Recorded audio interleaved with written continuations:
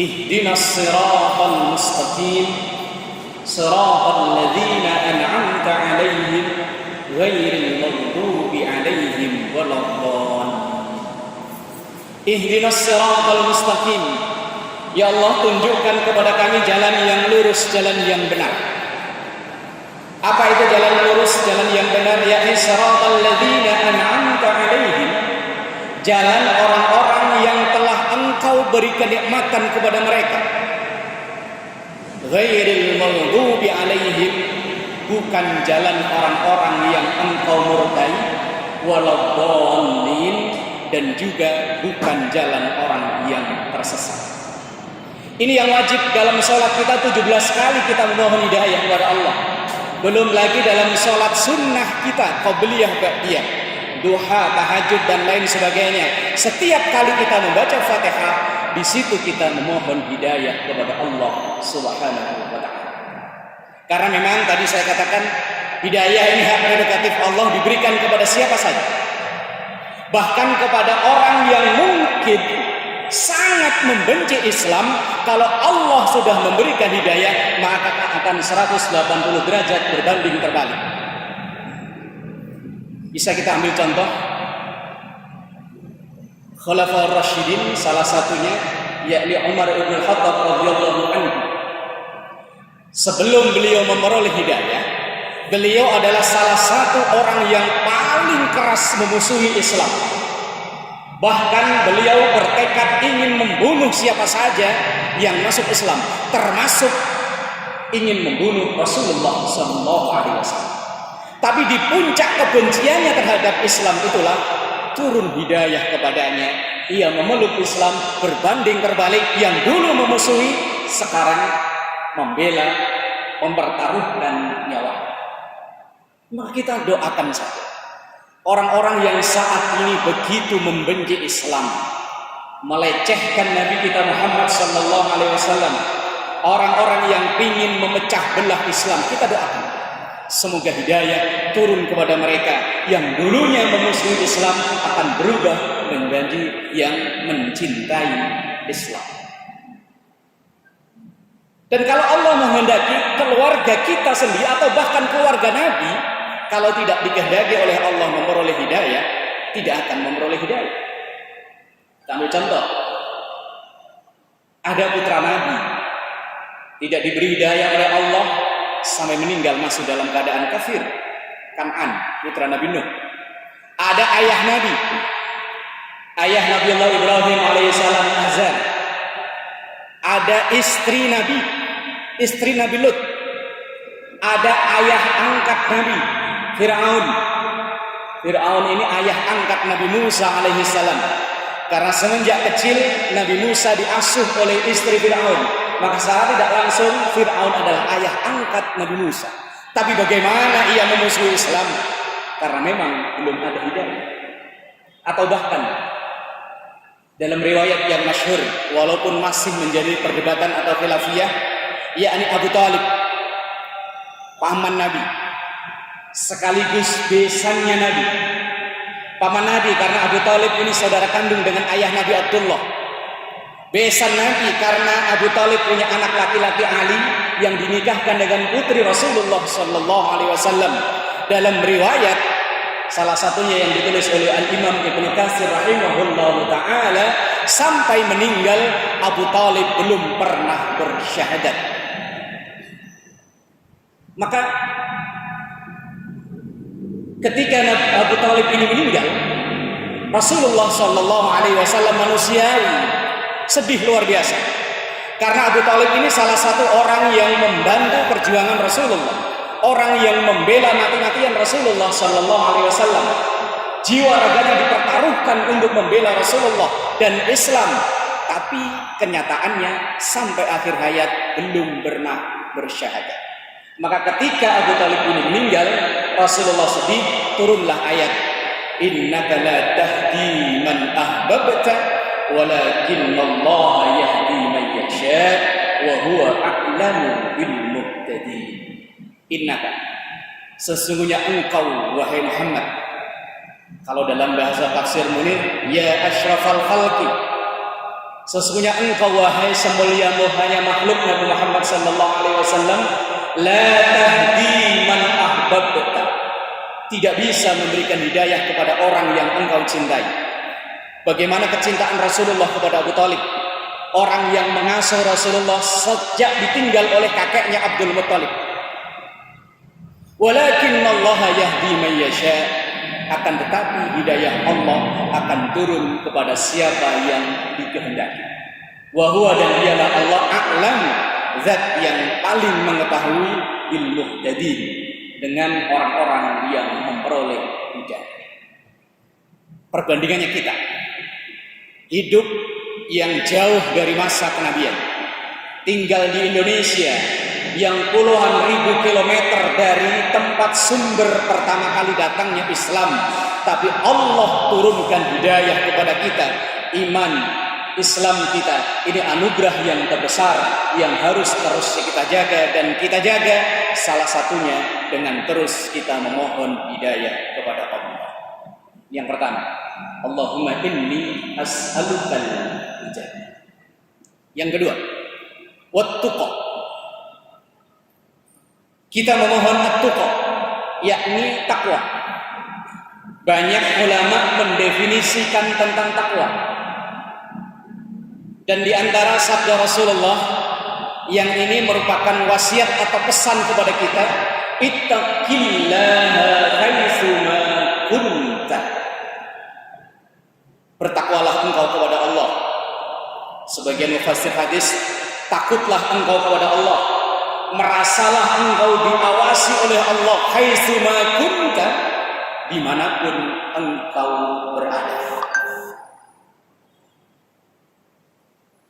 Kalau boleh disimpulkan, takwa itu adalah dimanapun kita berada, dalam diri kita tertancap rasa diawasi oleh Allah, maka dimanapun kita tidak akan bisa terlepas dari pengawasan Allah. Maka kemanapun dan dimanapun kita mau berbuat hal-hal yang tidak dibenarkan oleh Allah, kita akan takut karena selalu diawasi oleh Allah Subhanahu wa ta'ala.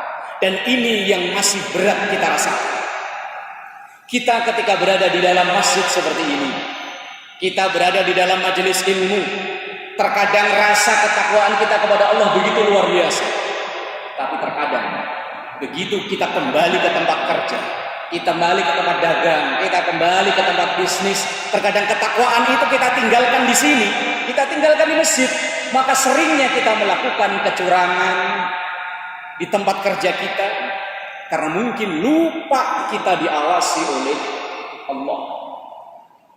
Para koruptor, ketika mereka pertama kali sumpah jabatan dengan menyebut nama Allah bagi yang muslim, ini artinya seakan-akan demi Allah saya akan menjalankan, demi Allah kemana-mana saya akan diawasi oleh Allah. Tetapi kenyataannya mereka belum bisa menerapkan takwa itu ketika mereka berada di kantor, ketika mereka berada di tempat kerjanya.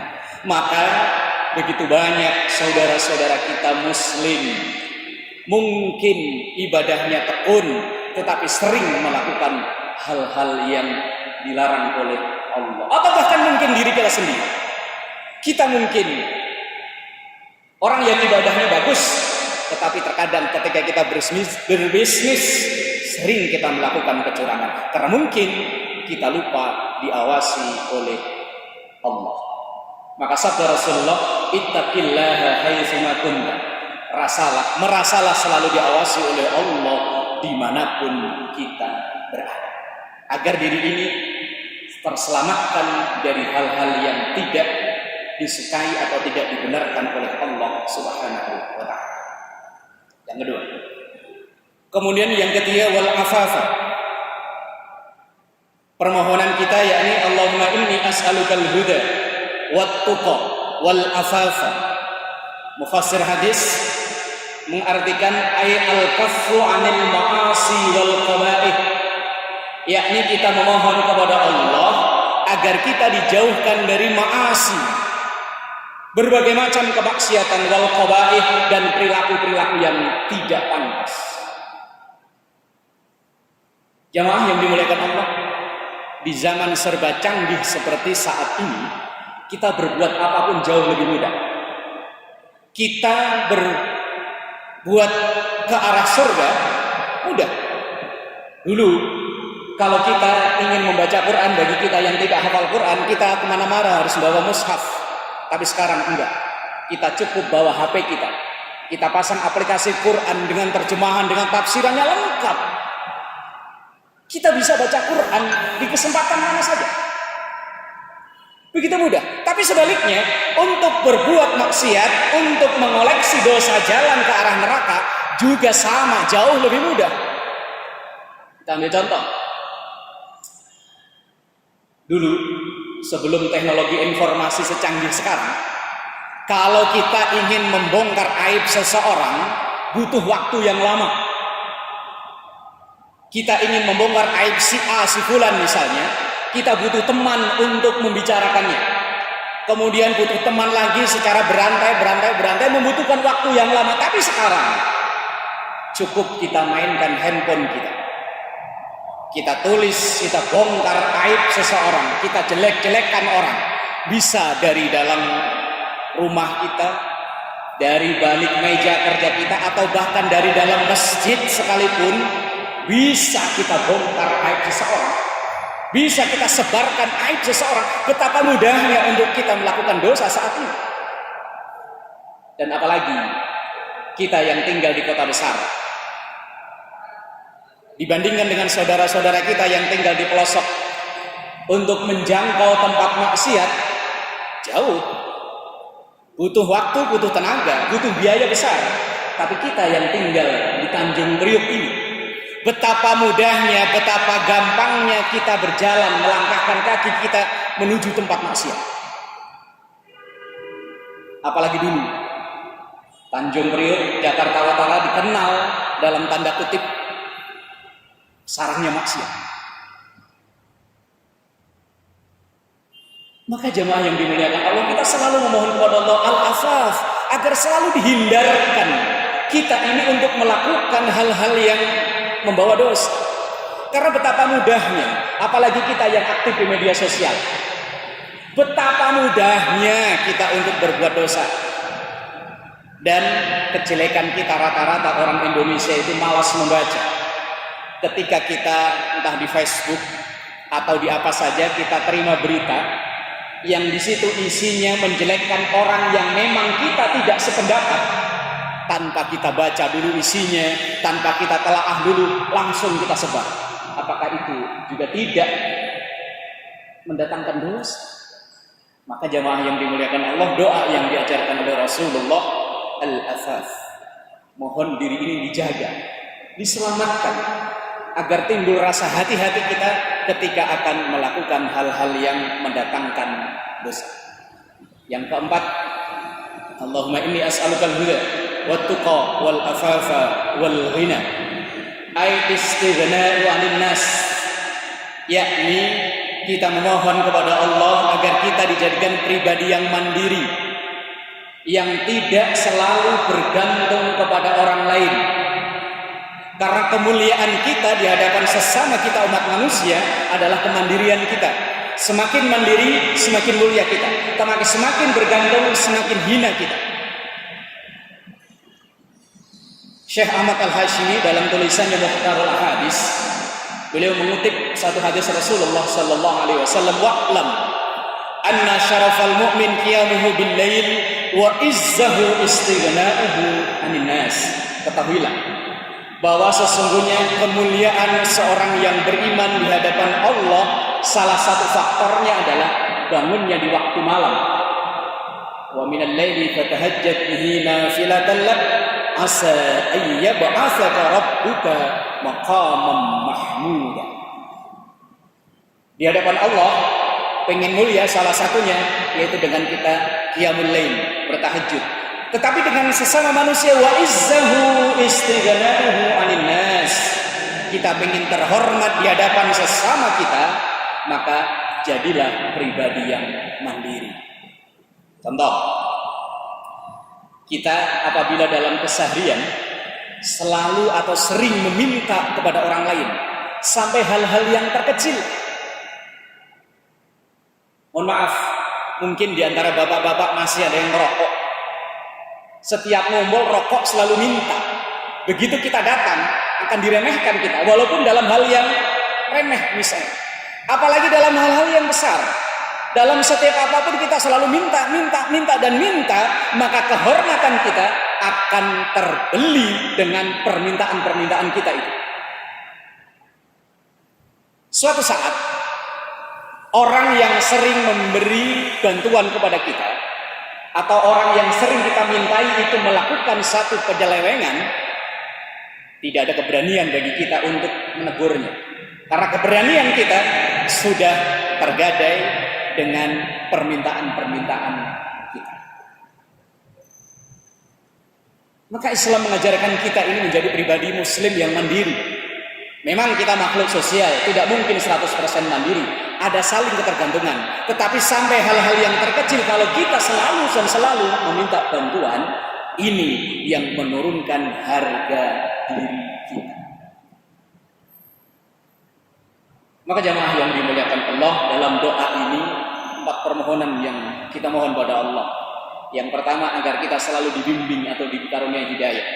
Yang kedua, agar kita selalu dalam ketakwaan kepada Allah, merasa diawasi oleh Allah. Sehingga yang ketiga, kita terjaga dari perilaku maksiat atau hal-hal yang tidak pantas.